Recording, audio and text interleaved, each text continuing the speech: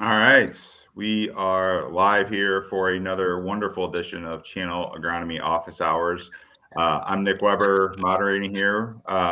They welcomed me back. I took a little brief hiatus, but they brought me back for this special edition on all things fungicide. So, very timely and relevant topic as we head into the reproductive stages for corn and soybeans. A lot of wild weather, which seems to be the norm nowadays, it feels like.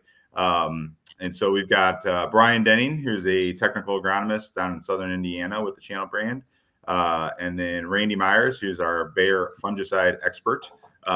He's been around for dozens of years now, which is it's a good thing, Randy. And then Simon Larson, who's one of our channel, not our, but is a channel seed pro up in Wisconsin. So varied across the geographies here and expertise that we have, and excited to dive into this fun topic of all things fungicide. So I'm going to kick things off with Brian here, and it's June 12th. We've had a fun and wild and interesting year. You've probably been getting the same rains that our area in St. Louis has been getting. It's been a challenging planting season, but for the most part, the crop is in the ground and guys are off and running. So give us sort of your state of affairs, if you will, or state of Southern Indiana crop progress and what you guys have experienced this season so far. Yep. Good morning, everyone. You nailed it. The word for this spring was wet. Had to been. It's been a while since we've had a spring like this where it just kept raining. We never really had a long stretch where we were able to get in there and do a lot of field work. So it was just hunting and pecking continually all spring long, and trying to find those windows to where we could get some corn and soybeans in the ground. And we're still planning. Honestly, we're actually just got a text this morning from one of our seed pros wondering about some 100 to 105 day corn, which is really early for us. Trying to get some more into the ground today. So yeah, it's been challenging. We started, we got some corn in probably that second week of April, towards that middle of April. We're fortunate to have a little bit of a window there, and then we parked it for a good while, and then from then on it was just 2 days here, a day there, a couple of days here, a couple of days there.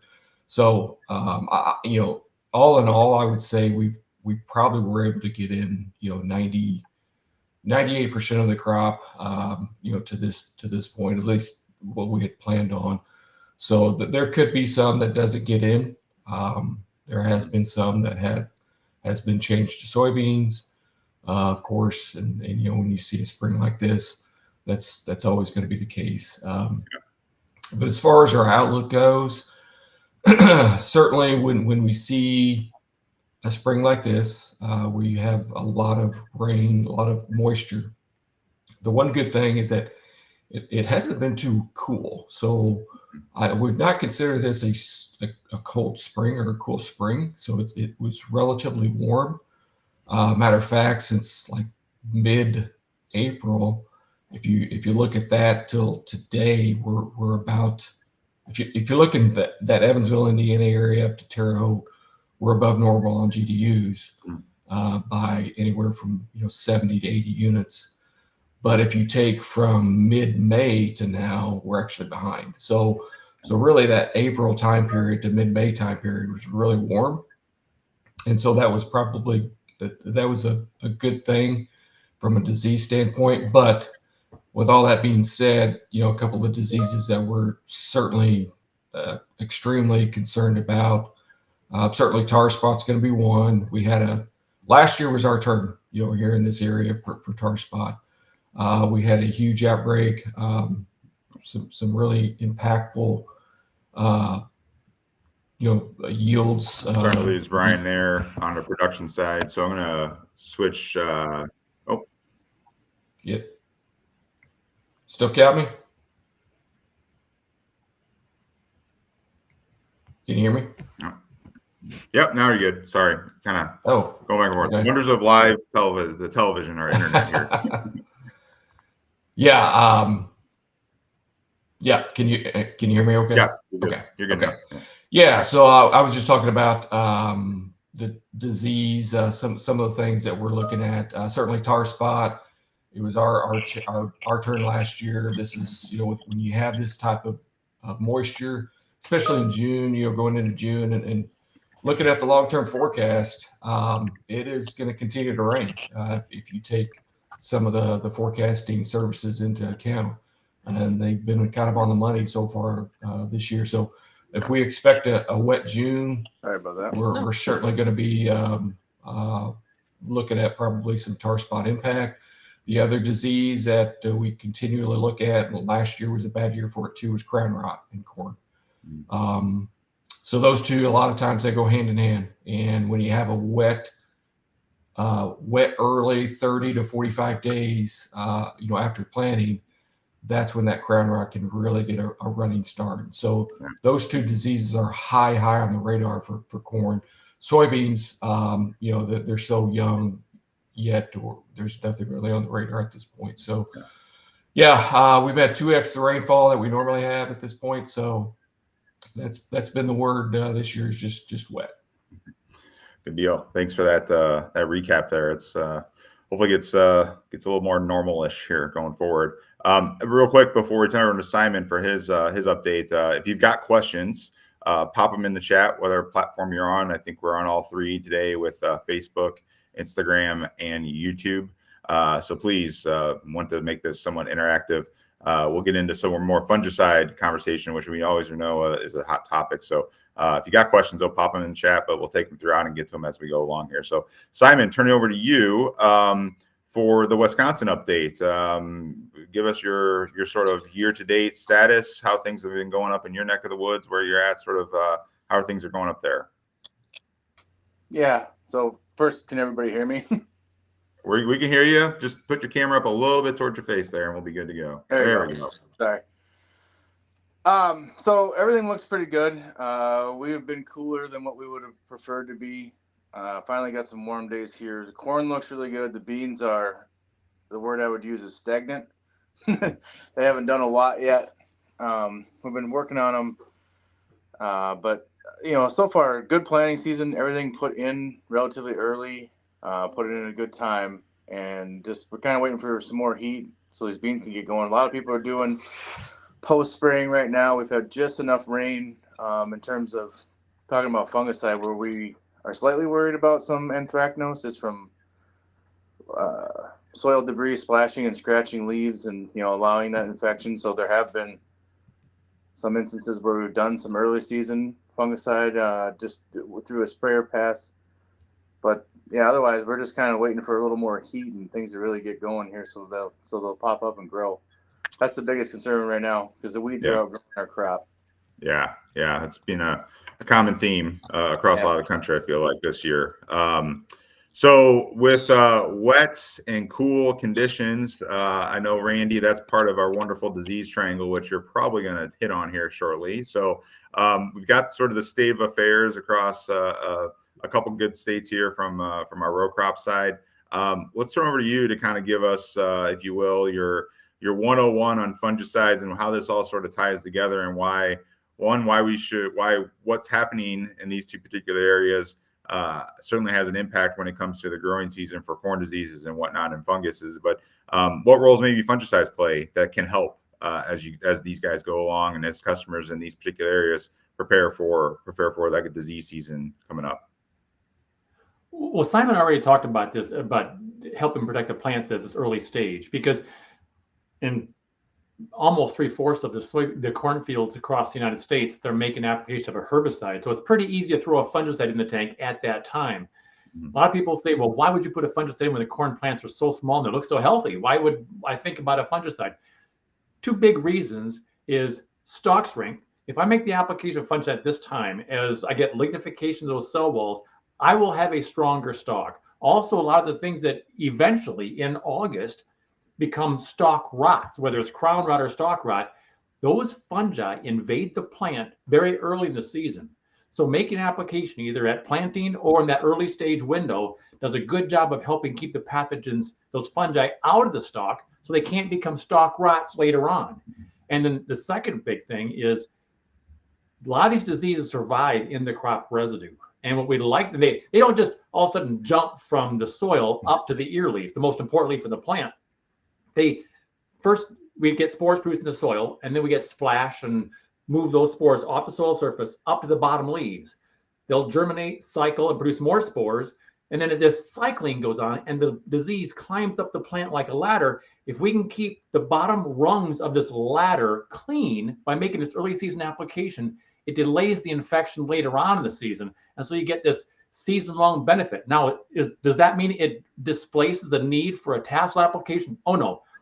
But it does have value there. So going back to Simon's point, there are some good reasons why we would think about putting a fungicide in at this early timing. But the most common timings then are those post-tassel sprays.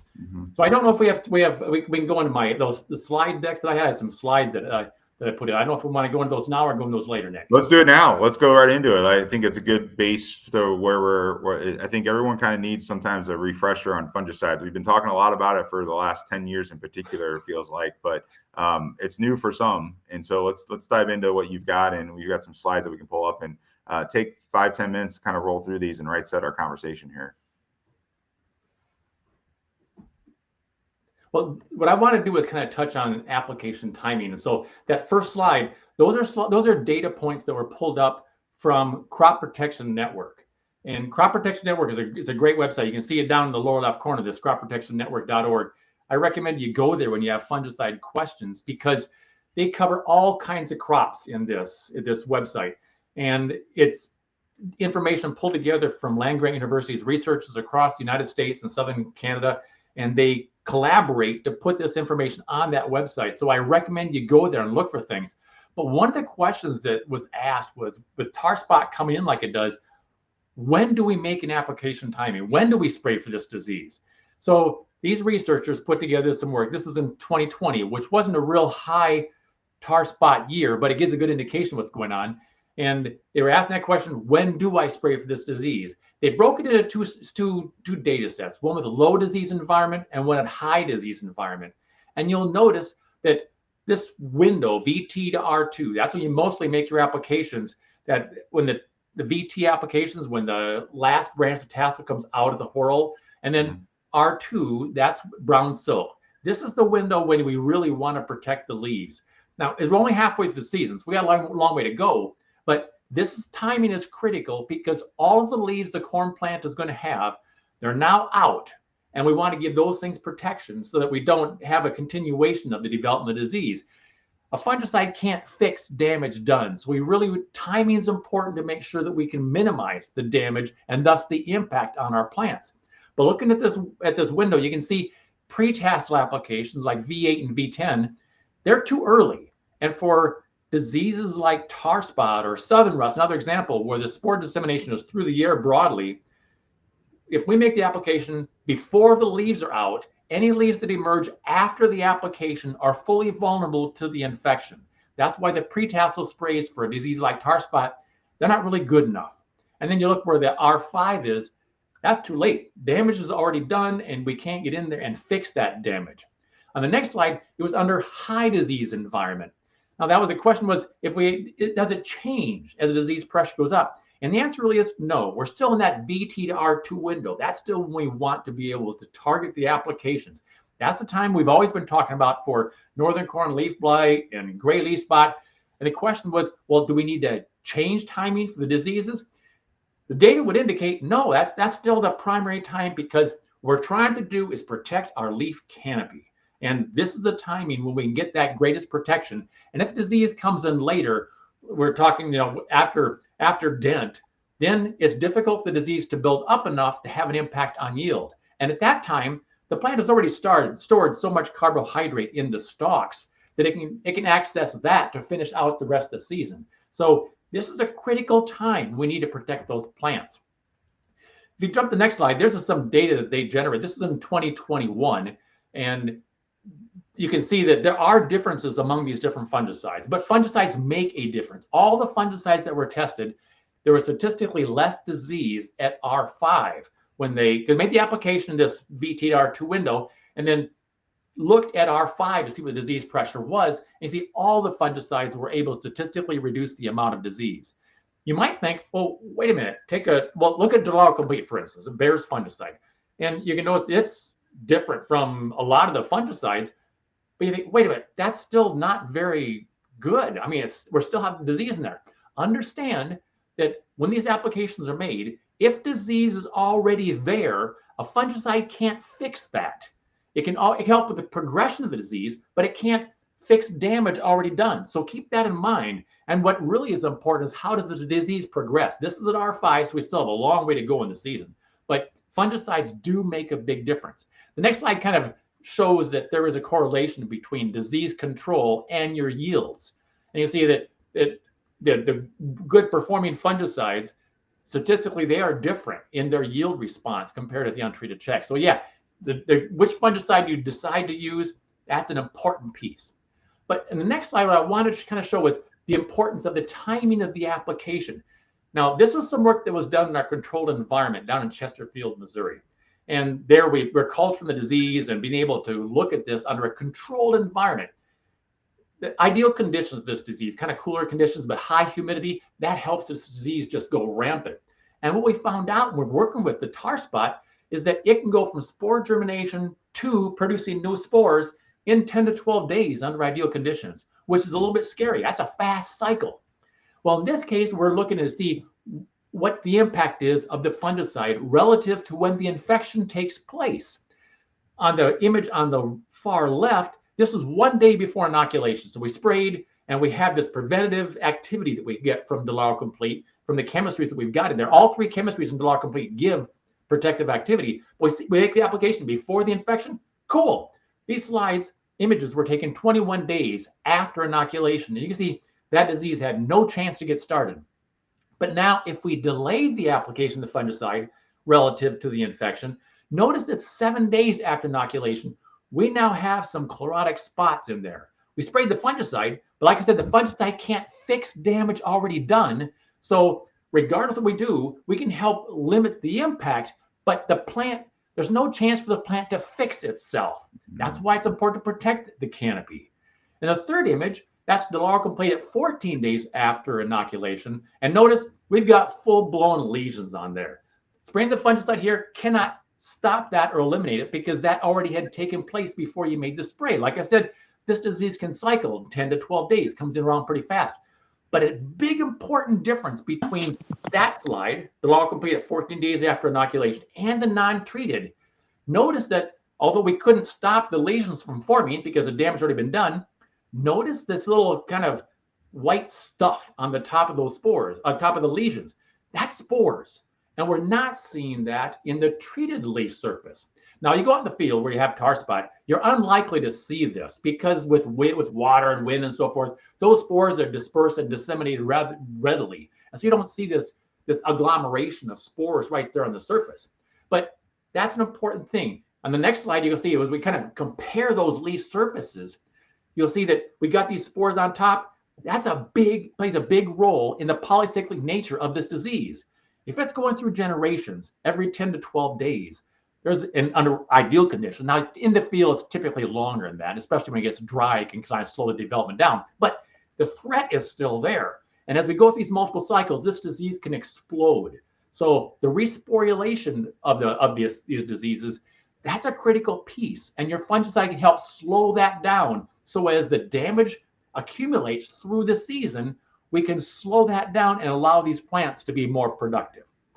So I think I may have one more slide that was there. Yeah, this is just looking at all the corn leaves side by side. And the non-treated, notice how much larger those lesions got and they grew. And we were able to arrest the development with the application of fungicide. In the real world, though, that non-treated leaf, that is going to be completely destroyed because this was one infection event. In the real world, there's lots of infection events, and we get more spores being produced by each lesion. So we go through multiple generations, and without protection, that plant would be totally destroyed. So it's important to recognize how important it is to use a fungicide as a tool to help manage this disease. and why the timing of the application is so important to be able to get the most out of that investment you're making. Hey, fungicides aren't cheap, but they are extremely important tools to help manage diseases and their impact, and getting the most out of those other expensive inputs you've already put in, your time, your fuel costs, fertilizer, all these costs you put in. You want to get the most out of all these inputs, and fungicides can help ensure that you do get your money back out of your inputs. That's kind of the high point that I want to touch on today, Nick. Mm-hmm. No, it's great stuff, Randy. I guess a couple things to dumb it down for a simple person like me, I suppose, is like, so basically two things that kind of took away is it doesn't have, I've heard you say this before, but I think about like, you get some cuts on your hands or your fingers from doing yard work, and, you put on an antibiotic cream and it cures it within 7 days time. A fungicide doesn't have that ability to cure that infection spot, is sort of what we're kind of saying. And then, because the cycles keep going, you're really impacting photosynthesis of that leaf at those critical times when it's doing grain fill. And so those seeing is believing things, even an application at some point, even after you've noticed tar spot or any disease that has a control that can be managed with the fungicide, it's important to get one out there, it seems. Yeah, we want to minimize the impact of that pathogen. We can't eliminate the disease, Right. but we can reduce its impact on our yield. So it's important to utilize all these tools, scout your fields, understand what's going on, and recognize how rapidly this disease can spread and develop. Yeah, that's great. Again, if you've got questions, please throw them in our chats on either of the platforms that we're on right now. We'd love to get some audience input and feedback. I'm going to turn it over to Brian here. And Brian, kind of building off some of the stuff Randy had talked about with research and whatnot. I know you guys in the Indiana region with Bayer have done a few trials at looking in particular at tar spot and various fungicide passes, and kind of just give me your take in living sort of this tar spot world. Like you said, it's been here 4 or 5 years, and it's here. I think Randy has sort of made that case. It's not going away. It is here, and a disease that we're going to have to manage going forward here. So kind of give us a take on what you guys are seeing in your area and how you're collaborating with your other channel technical agronomists and tech development reps with Bayer to kind of think about this disease in some different ways, maybe. Yeah, a lot of focus on this particular disease. And I do want to say too that's not to say that we're forgetting about any of the other diseases, because I was sitting there listening to Randy, and as tar spot always gets the focus, but we still have gray leaf spot, we still have southern rust, and particularly gray leaf spot. It always kind of takes a back seat, but it's kind of like a death by 1,000 paper cuts with some of these diseases, and they all add up together. And that's the nice thing about the fungicide program that we promote, is that Delaware Complete in particular is really good against all these different diseases. It's not just a one-trick pony, but anyway, yeah. As far as tar spot and how we've tried to tackle it, in this, I guess, Eastern Corn Belt. Last year, we kind of initiated what we call RAMP trials, which stand for Regional Agronomic Management Plots. And so what we tried to do is take a number of plots, market development plots, and we essentially split them in half. So maybe a back half and a front half. And we used drones almost exclusively to spray half of the plot at like a VTR1 timing. And what we tried to do is just, try to look at the different hybrids and the reaction, because we also know that, the genetic piece is certainly important here as well, and try to see, what impact the fungicides have on the different hybrids. And you can see here on this slide, this is kind of a summary of those that worked last year.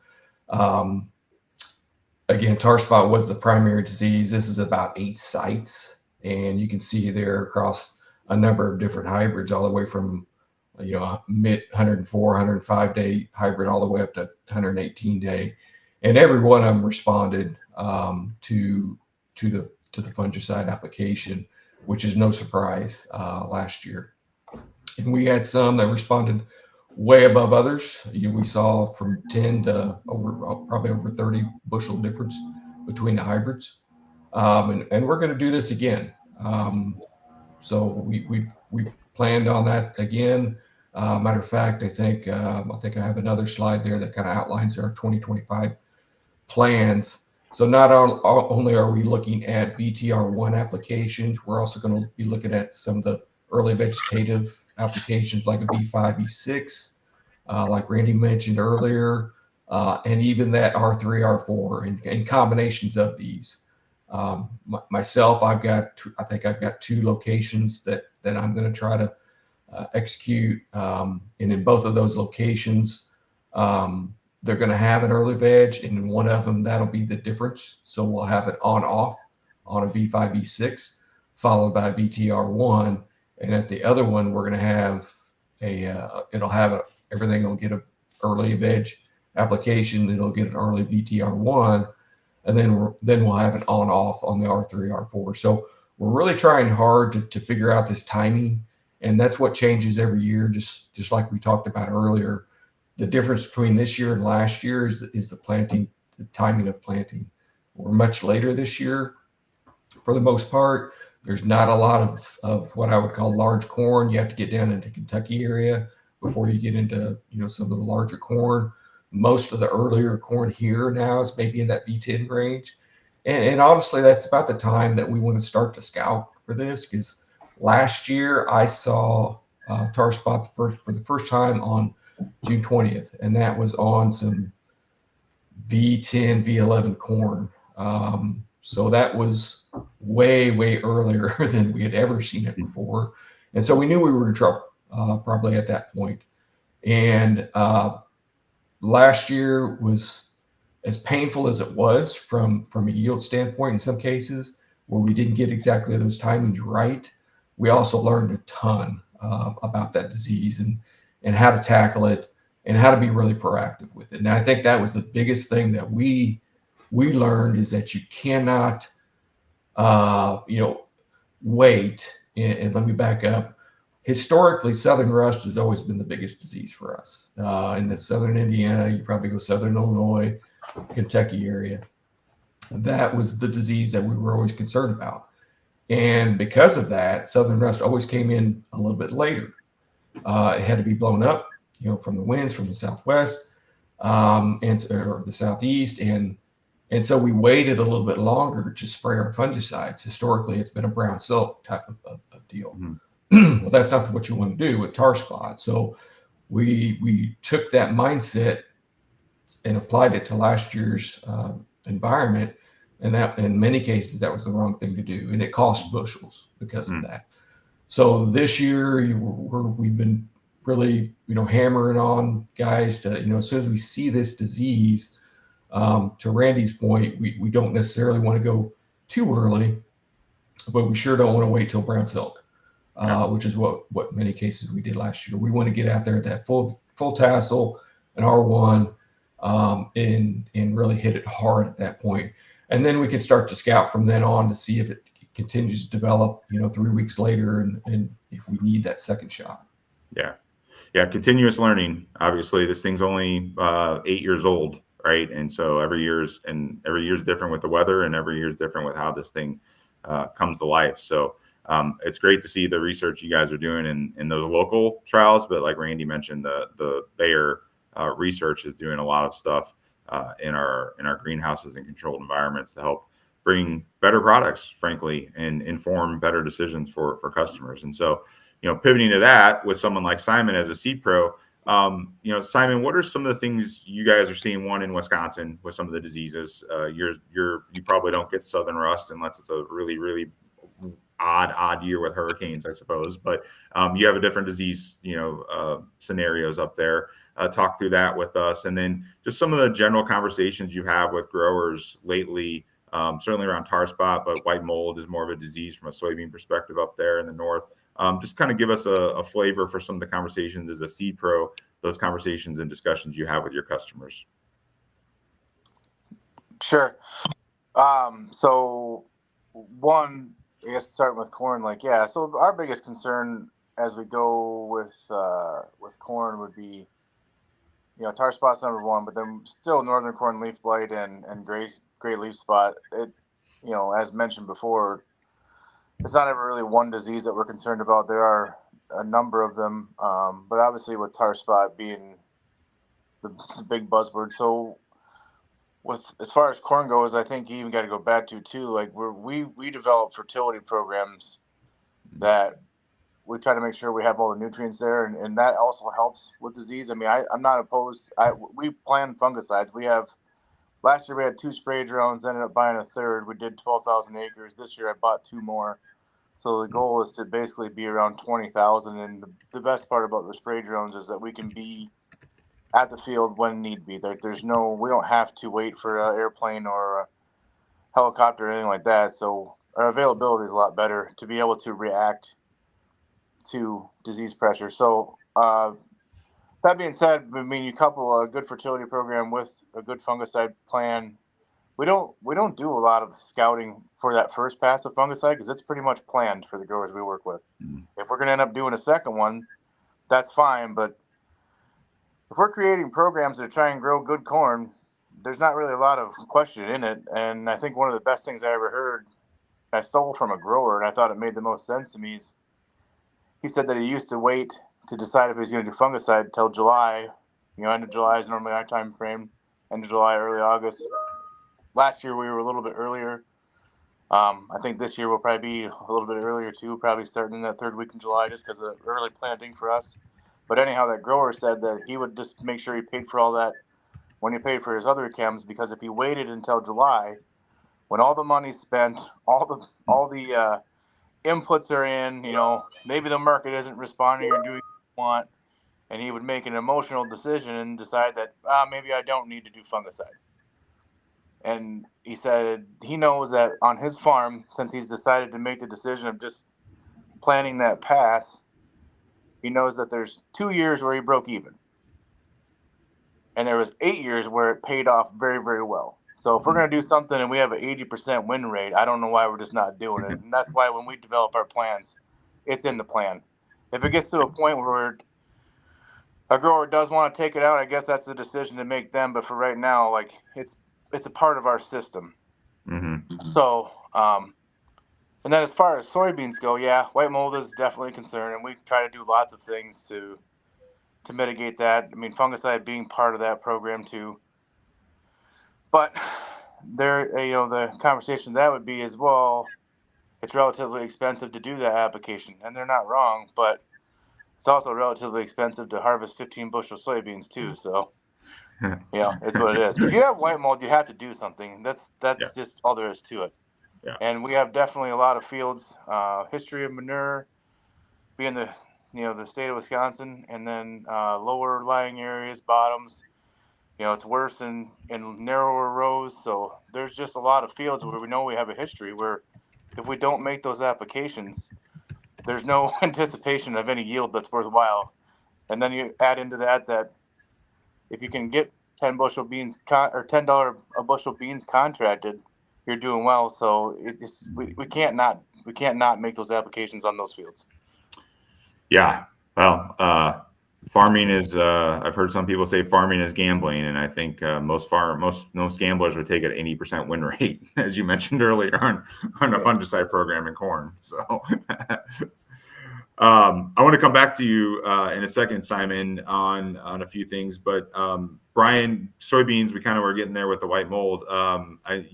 Frog eye, in a previous conversation, you and I talked about frog eye leaf spot as one of the key soybean diseases in your area. So I don't want to treat soybeans as a second fiddle here. So talk a little bit about your soybean situation that you guys have from a disease, but also any sort of fungicide programs you recommend there. Yeah, soybeans has almost been the exact opposite of corn. For us, it's been the last 2 years have been really quiet from a disease standpoint. But we know that frog eye leaf spot can occur at any time. We've had years where it impacted yield significantly. So we're always on alert for that. Frog eye it's kind of more of a, I guess it's maybe more of a southern disease, but most people know around here and have that memory that we have to pay attention to it. The nice thing is that over the last, I would say, 5 to 6 years, from a genetic standpoint, we've really improved our genetics from a resistance standpoint. Mm-hmm. And so that's been a real plus in terms of battling that disease, and that may have something to do with where we haven't seen the impact as we had in a few of those years. Yeah. But like Simon said, I would say the majority of the bean acres get an R3 application for soybeans. Okay. It's just planned. Now, years like this year where the economics might be a little tighter, there might be some appetite for skipping that this year. And that's fine. I mean, it's a good IPM practice is just to go out there and make sure that you have a disease and it's there before we commit to spending some money. Mm-hmm. But with that being said, we can't dismiss that. And not only just frog eye, we've got brown spot. There's a number of diseases that kind of, like I said before, they kind of add up. None of them by themselves will impact yield as much as we think, but when you pull them all together, then they can start to do that. So, yeah. Good deal. Yeah. Hey, we got our first question. So Randy, I'm going to come to you with this one. The Laurel Complete applied at R1. Are there any surfactants or what surfactants to stay away from, or what are your sort of recommendations in your experience with it there? Well, that's a good question, because if you go back to when the concern about the surfactants started, goes back quite a number of years, and there was associated with headline applications. We had these beer can ears, and what was happening was the application of the fungicide was damaging the silks, so we were affecting pollination. Since the silks for the kernels on the butt end of the ear come out first, those continue to grow. The silk continues to grow until it gets pollination. So they had the chance to continue to expand. So even though silks got damaged, their expansion allowed the kernel of the butt end to get pollinated, but the ones on the tip did not. So we ended up with these beer can ears where there was barren on the back part of the ear. Now, the reason this happened was not because of the fungicide itself, although the guy's going, hey, I made a fungicide spray and just caused the damage. But it was associated with the surfactant, as Tom said in his question, and it are surfactants that had NPEs in them. That's nonylphenyl ethoxylates. Those can be quite damaging to tissue that's as sensitive as a silk. Great adjuvants to be used with herbicides because we want to get penetration into the plants, that works really well. But for fungicides, NPEs are a no-no. And there's quite a bit of work done at Purdue University after this phenomenon developed, showing pretty clearly that was the culprit, the NPEs in those adjuvants. Adjuvant manufacturers are well aware that this can be a problem. So their recommendation now have adjusted so that it's different products that do not contain NPEs. Those are the ones you need to be associated with. And as far as the adjuvants themselves, the adjuvant is an important part of this because it does two things. It helps get the spray to our target and helps spread it across the target tissue. So we want to have the adjuvants in there to facilitate that coverage, but we don't need aggressive adjuvants because, oh no, I want that fungicide to get inside, so I'm going to use an aggressive adjuvant to get it in there faster. We don't need that. A lot of the active ingredients like the strobilurins and SDHIs, they work primarily by inhibiting spore germination, which is on the leaf surface. So having it all get inside isn't necessarily a good thing. What I want to do is get good coverage of the active ingredient and the spray solution, good coverage, so the adjuvant can really facilitate that. But we don't need aggressive adjuvants. And as far as the ones to stay away from those that contain NPEs, which generally everybody's aware of that now. So you shouldn't be getting recommendations that include those types of products. Okay, good. Thanks for the question, Tom. Speaking of coverage, I kind of want to talk about, and I think Simon and even Brian mentioned this earlier, the use of drones. So application method, drones have sort of come on new on the block in the last 10, 15 years. and in particular lately with application of fungicide. And so we've got planes, potentially ground your spray booms can get in there with tractors, and now drones. And Simon, you in particular mentioned drones and investment in drones. Talk us through, one, why you sort of made that investment, I guess, and why you're excited about that application. We've seen some research, and Brian might be able to talk about, the importance or the improvement in coverage you might get from a drone being closer. So I guess kind of talk through your thoughts on the application method that you guys prefer and what you're seeing out there in trends. Yeah. So, I mean, originally we bought the drones mostly because we needed something to do in July and August other than look at fields. But that's what fishing is for. Yeah, well, I don't really do that. But so what I like about them is, we're able to stay right about 15 feet off the top of the crop. And it's funny to me when we talk to growers, because they'll be like, "Well, I thought you'd be lower," and it's like, well, but planes and helicopters are not lower. So, but that's about where we hang out.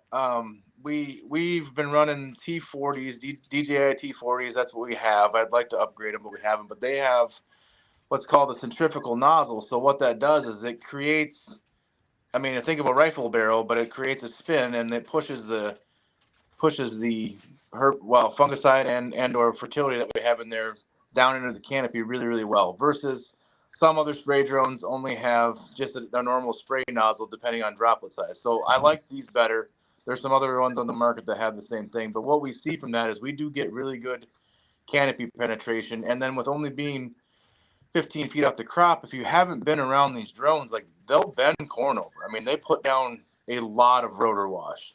And I don't want to discount like planes or helicopters, but like we just pick up, like a drone can actually just pick up straight up off of a platform or the ground and go and start on the field. And we do a really good job of getting closer to trees and stuff like that. We still can't get as close to trees as we'd like. You usually end up being about 30 feet away sometimes, depending on the size of the tree. But that's still better than what other aerial applicators are doing. So we're not going to do as many acres as them, but I think we can be a lot more targeted with them. And the other side of that is we can do a lot more sequential applications because we're not waiting for an aerial applicator to come do it. So like we have one test plot this year where we're just doing applications of fertility on it just to see it. It was an old pasture, so it's literally just a play plot. But we can go spray it once a week if we want to. Mm-hmm.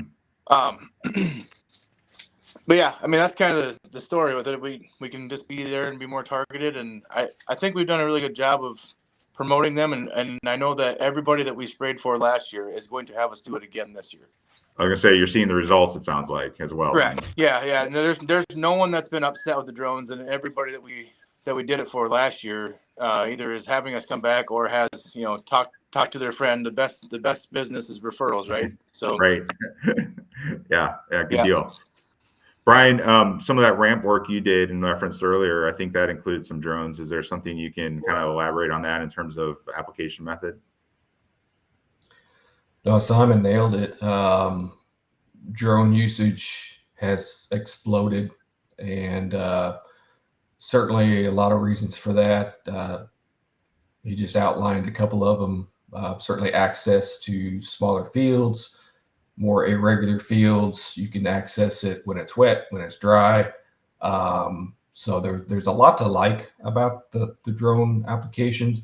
And I'm not necessarily advocating for one or the other. Honestly, the research that I've seen and we've probably done within Bayer would suggest that they're pretty equal from an aerial perspective, plane to drone.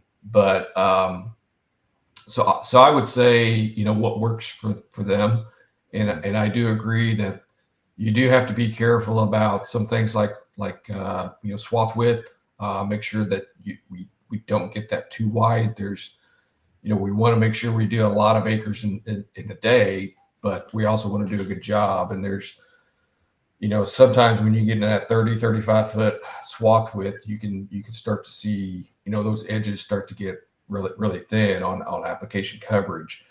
So, those are all trial and error. That has things to do with speed and the height above the canopy, all of those things. So it's not just a plug and play type of thing. You really have to do your homework on these drones and make sure you're getting them squared away. But the main thing is to use one of them. Whether it's a ground rig, which still do a fantastic job. The only downside with those, in my mind, is certainly you're running over a crop in corn and certainly in soybeans, and I see a lot of uptick in drone usage in soybeans because of that piece alone. Is that you're not running over the crop. Yeah. But there's no stopping. The drone usage is going to continue to get more and more, without question. I see more farmers just getting their own drones instead of hiring out drone drone usage themselves. So it's going to continue to get bigger. Yeah, good deal. Got time for go ahead, Randy. Squeeze something in there. The biggest piece with Simon's comments, timing the application is the most important thing to get it out of the most of a fungicide. And since he's controlling the application timing and doesn't care if the soil's wet or not, he can get in there with the fields. That flexibility and timing is really, really the biggest advantage that I see with drone applications. But one comment I want to make is the products that can be applied, they have to have an aerial application section on the label to legally allow them to make that spray. And so they're saying if it's got an aerial application label, you can go ahead and use drones. So that section has to be there. And another thing is minimum carrier volume by air is 2 gallons per acre. That applies to drones as well, because I've had some guys who have a drone business and they're going, hey, I'm out there spraying fields at 1 gallon per acre and that how efficient they are and so forth. Whoa, stop, guys. That's not a legal application, because in order to go less than 2 gallons, we have to do complete different residue studies and submit that to EPA.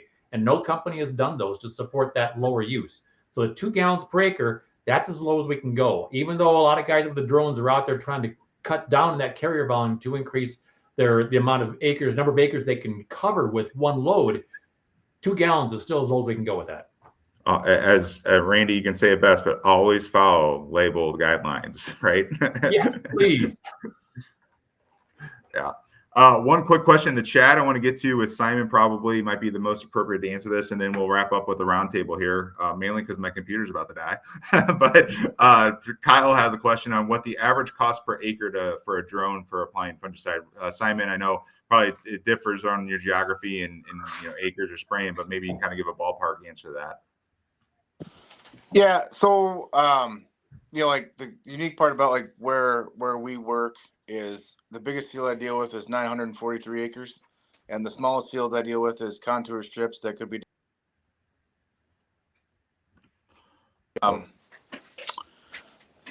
So what we charge is, obviously we try to provide the fungicide and the fertility and whatnot, but as far as just a straight application fee, we're right around $15.50 an acre. So, yeah, good deal. All right.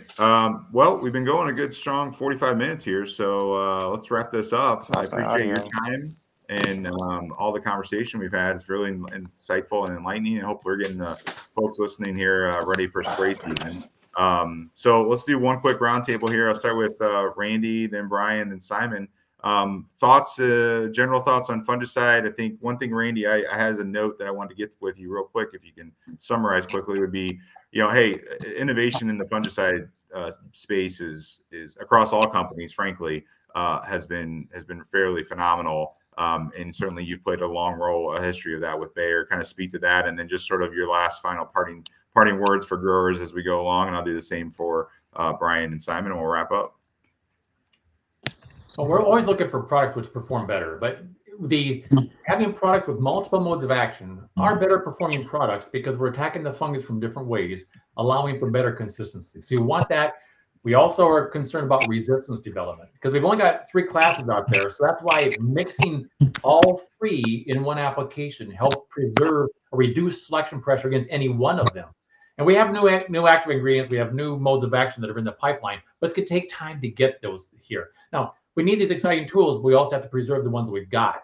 So cutting corners, I'm not an advocate of spraying a single mode of action at any time during the season because it can apply some selection pressure. And we really want to be able to get the performance we're looking for if we're making a spray, but we also want to make sure that we can preserve the utility of our active ingredients.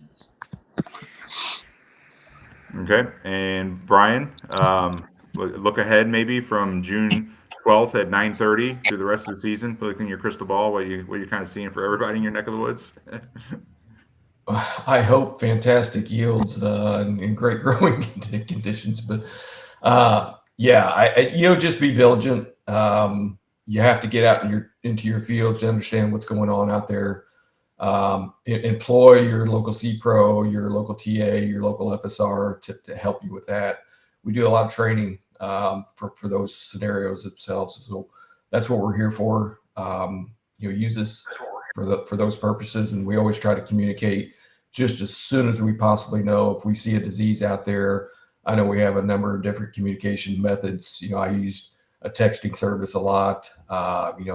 Various social media channels to get that message out there so that you guys can act on in a really timely fashion. But like I said, it's just a matter of getting out there in those fields and knowing what's out there. Good deal.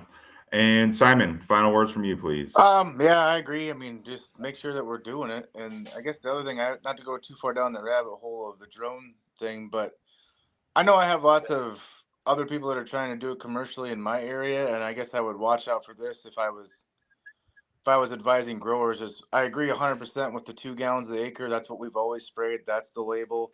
And I know people that spray less, 1 gallon, 1.3 gallons. The coverage isn't there. And the other thing I would say is make sure that if you're having somebody come run a drone, ask them if they have the proper licensure, because there's a lot of things that go with that. And if they don't have, the FAA stuff and the state by state commercial applicator licenses, they can't get insurance. So if they can't get insurance, if something happens, to your crop or whatnot, I mean, maybe there's contamination or whatnot, but if they don't have those things, it's questions I would ask, or at least make sure that you're having your growers ask, because I think those are very important. Good deal. Well, we will wrap it up there with all things fungicide. If you have any questions, like Brian said, reach out to your seed pro, your technical agronomist in your area. We'll be talking a lot more about fungicides here in the next 3 to 6 weeks for sure. Randy Myers is the dean of all of our fungicide stuff here. You might be seeing more of him across the circuit here this summer too. Appreciate all your time, guys. Have a good and safe season. Brian, for you, wrapping things up.